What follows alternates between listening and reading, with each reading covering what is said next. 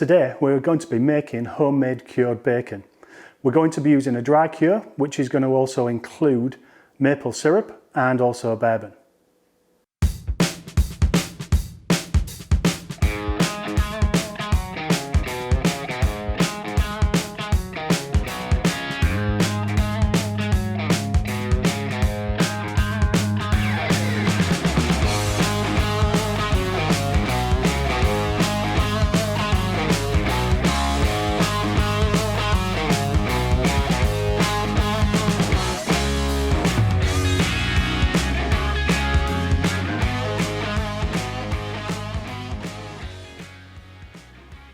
Hi, I'm Dave from Hector's Smokehouse. Welcome to the channel. Today we're going to be cooking some homemade cured bacon. We're going to be using a cure with this, which is going to include maple syrup and bacon, and it's going to take around about 7 days to actually go through the full process. So today what I'm going to do is I'm going to show you making the actual cure.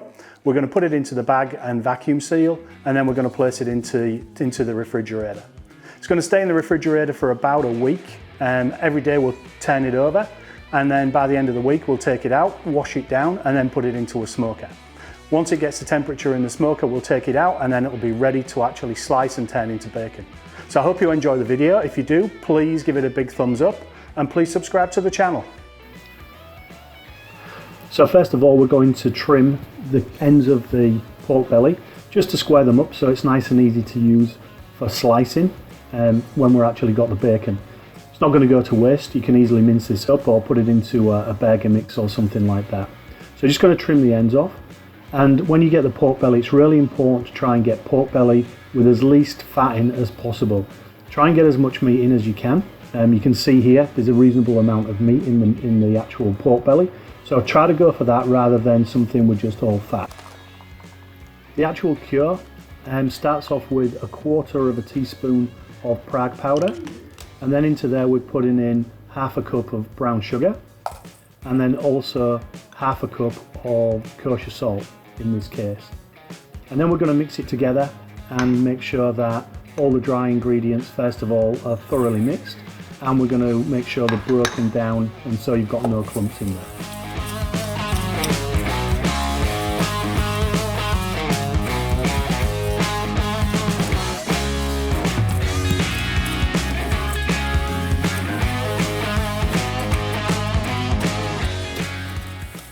Once the dry ingredients are thoroughly mixed, you can start to add the wet ingredients into the cure. So we're going to start off with 1/3 cup of maple syrup. So try and get some decent maple syrup if you can. And then I'm also going to put in 1/4 cup of bourbon. In this case, this bourbon is Gentleman Jack and through Jack Daniels. So really nice flavoured bourbon in there, and then you're going to thoroughly mix everything together until you end up with a nice paste that you can use for the cure.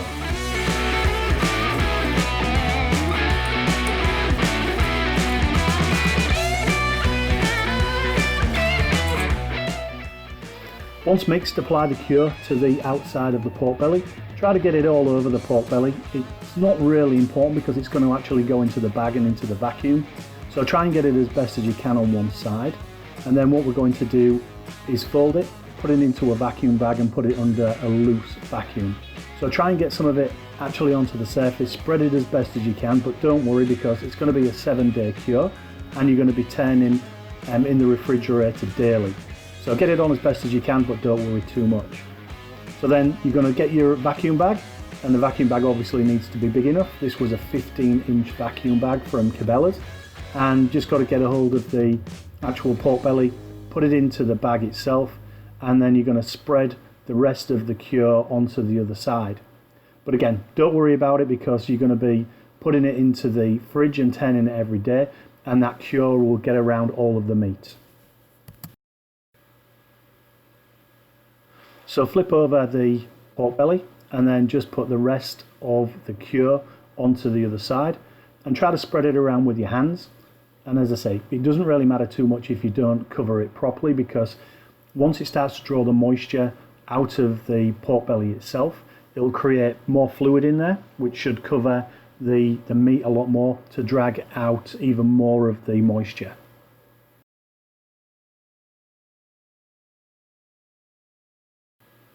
In this case, the pork belly, I actually put it into a vacuum bag and did a loose vacuum on it, but it doesn't need to. You can put it into a Ziploc bag if required, and as long as it's pretty covered over and you've got most of the air out, it's not too bad.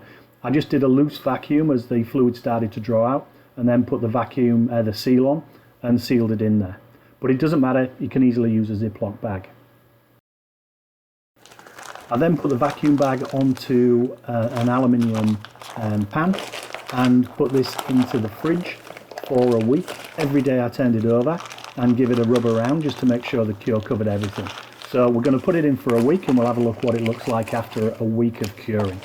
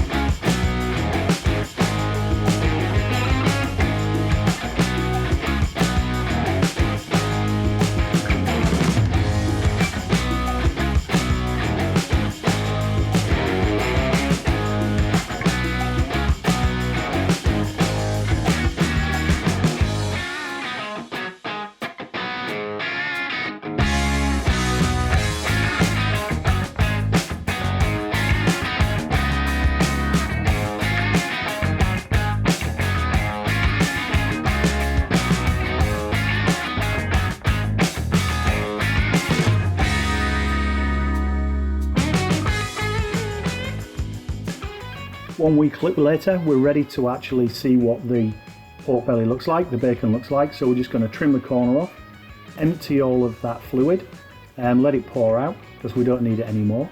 And then we're going to thoroughly wash the pork belly in water several times just to make sure you've got rid of any excess salt on there.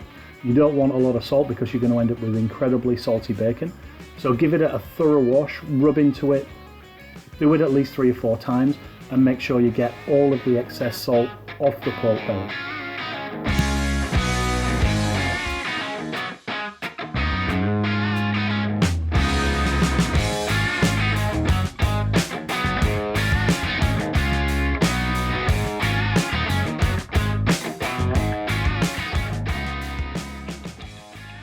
I like to put the pork belly onto mesh cooling racks.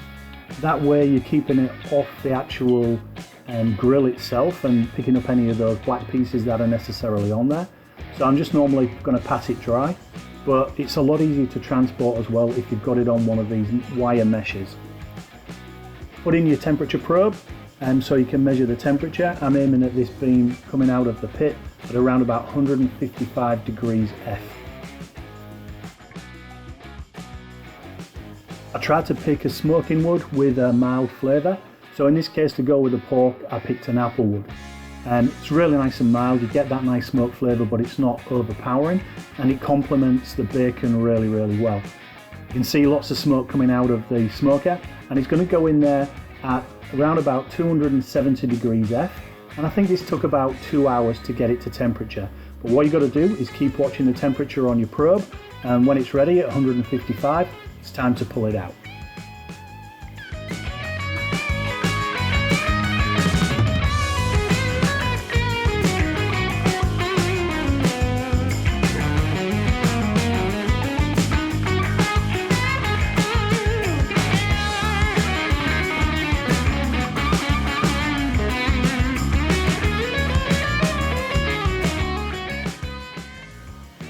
Two and a half hours later, we've got up to an internal temperature of 155 degrees F. And wait till you see this, it looks unbelievable. The amount of colour that has gone into the actual bacon itself and into that fat is stunning. And you can smell the smoke straight away as soon as you get it out of there. The fat has rendered so much on top that as I lift it out, you can actually see there's a pocket with a big pool of fat. So I'm having to pour a little bit of it off before I pull it out. But you'll see this lovely fat in there as it's rendered down, and it looks absolutely stunning and smells amazing.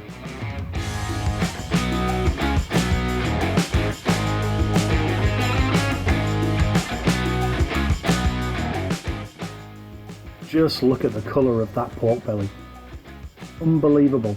I cooked it with the fat side down to start with for half of the cook, and then I span it over and turned it the other way around to finish the cook off.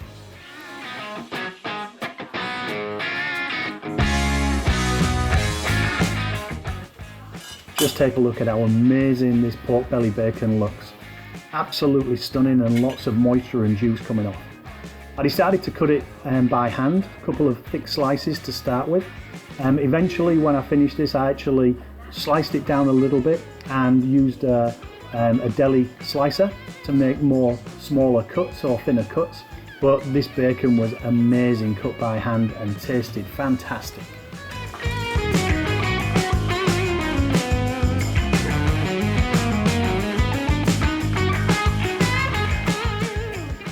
For this first test, I just fried the bacon off in a pan. Just look at all of the bacon fat that came out of it. None of this processed rubbish. This is real McCoy. Unbelievable.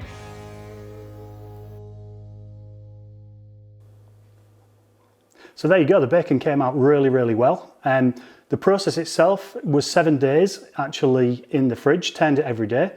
And I was a bit worried whether there was enough cure on there, but the cure was pretty good. And it sort of took more moisture out of the meat during the cook, and during the refrigeration, and that actually made sure there was enough in there to coat. So that was easy, 7 days in there. And then what I did was I put it into the Stumps smoker. I used apple wood and cooked it at 270 degrees F till it got to 155 degrees F. That took just over 2 hours to get there. So then I've just taken it out. We've cut a couple of slices off. You saw them in the pan earlier.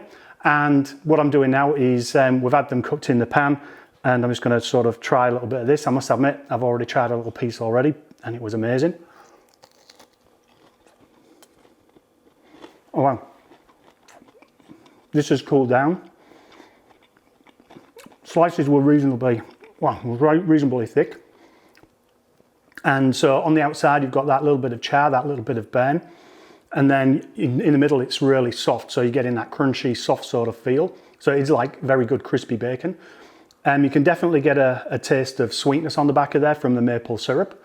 So this is definitely something I'm going to be doing again. My son just had one of these and put it into a sandwich with some brown sauce and said it was the best bacon sandwich he's ever had in his life. So, oh, it's so juicy. So hopefully you have a go at doing this. It's really easy, just takes a bit of time, but very quick and simple to do. So hopefully you enjoyed the video. If you enjoyed the video, please give it a thumbs up. Please subscribe to the channel. A lot of the things that I use are down below in the my Amazon shop. So if you need any of the sous vide gear or any of those things, you can go through the link down there as well. And also the instructions are down there below as well. So hopefully see you again soon.